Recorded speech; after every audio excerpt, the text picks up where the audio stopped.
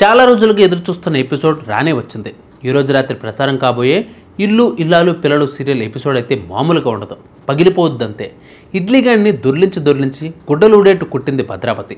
అంతేకాదు, ఈ ఇడ్లీగాడే రామరాజు వియ్యంకుడు అని కనిపెట్టేయడంతో నేటి ఎపిసోడ్ ఏమా రంజుగా సాగింది. రామరాజు ఇంట్లో కన్నం వేయడానికి వచ్చిన శ్రీవల్లి తండ్రి ఆనందరావుకి వీపు చట్నీ చేసి తరిమేసిందే నర్మద.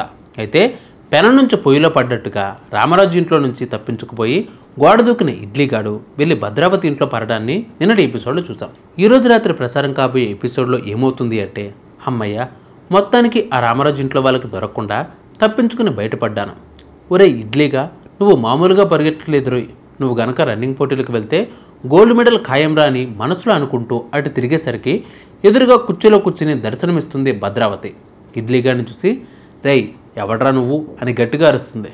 వామ్మో, సింహం బోనులో నుంచి తప్పించుకుని పెద్దపులి బోనులో పడ్డాను కదరా బాబు అని అక్కడి నుంచి తప్పించుకోబోతాడు ఇడ్లీ. వెంటబడిన భద్రావతి వెళ్ళి ముడ్డి మీద తంతుంది. దెబ్బకి బోర్లా పడ్డ ఇడ్లీగాడు డిక్కీ చట్నీ అవుతుంది. మెట్ల మీద నుంచి దొర్లుకుంటూ కింద పడతాడు ఇడ్లీ. రే విశ్వ, సేన, రెండ్రా రండి, దొంగ దొంగ అని అరుస్తుంది. దానితో వాళ్ళిద్దరూ ఇడ్లీగాడి వెంటబడి పట్టేసుకుంటారు. మా ఇంట్లోనే దొంగతనానికి వస్తావా, ఎంత ధైర్యంరా నీకు అంటూ కొల్లబడుస్తారు. ఇక కింద పడేసి తొక్కి పడి నారతీస్తారు. ఇక అయితే మొహం కనిపించకుండా మాస్క్ వేసుకుంటాడు ఇడ్లీగాడ. ముందు వాడి మొహం మీద ముసుగు తీయండ్రా అని అంటుంది భద్రావతి.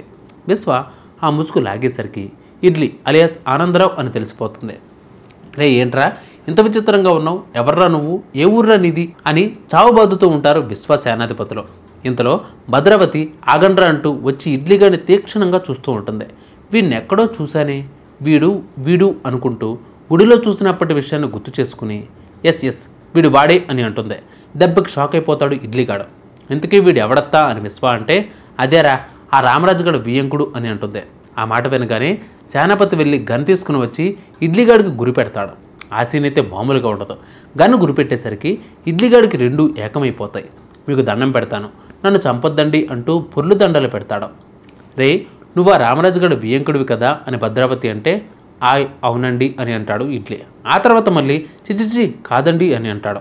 దానితో సేనాపతికి ఒళ్ళుమండి, రేయ్ మర్యాదగా నిజం చెప్పు, లేదంటే బోడిగుండులోకి బుల్లెట్ గుండు దిగిపోద్ది, నిజం చెప్పు అని అంటాడు. దానితో ఇడ్లీగాడు, అయ్య బాబోయ్, నేను రామరాజు గారి వియ్యంకుని కాదండి, నేను దొంగని కూడా కాదండి బాబు అని అంటాడు.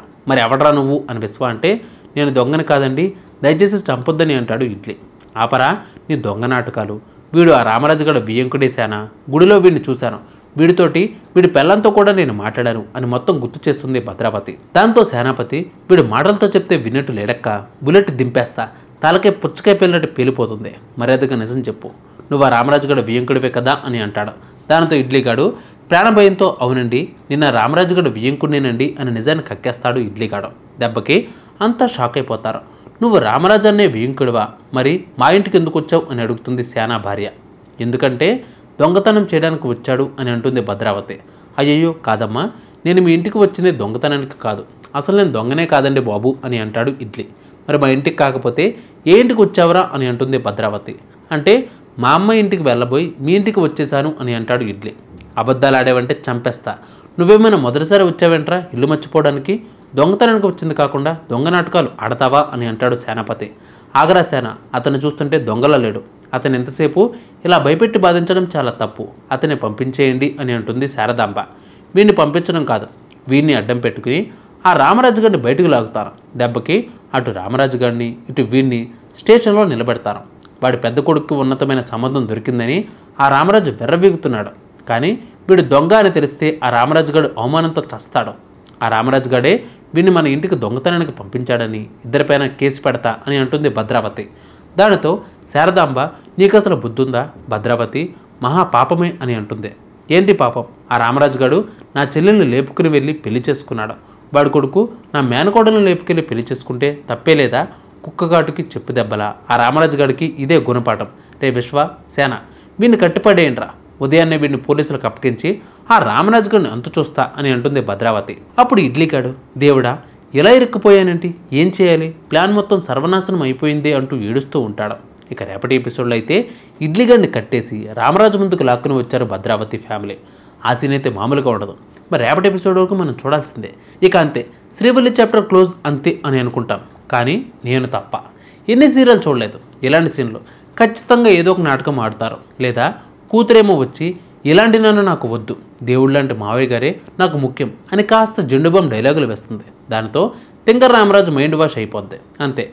మీరేమనుకుంటున్నారో కామెంట్ చేయండి. ఓకేనా? నెక్స్ట్ ఎపిసోడ్లో మళ్ళీ కలుద్దాం. అంతవరకు కీప్ వాచింగ్ మన సీరియల్.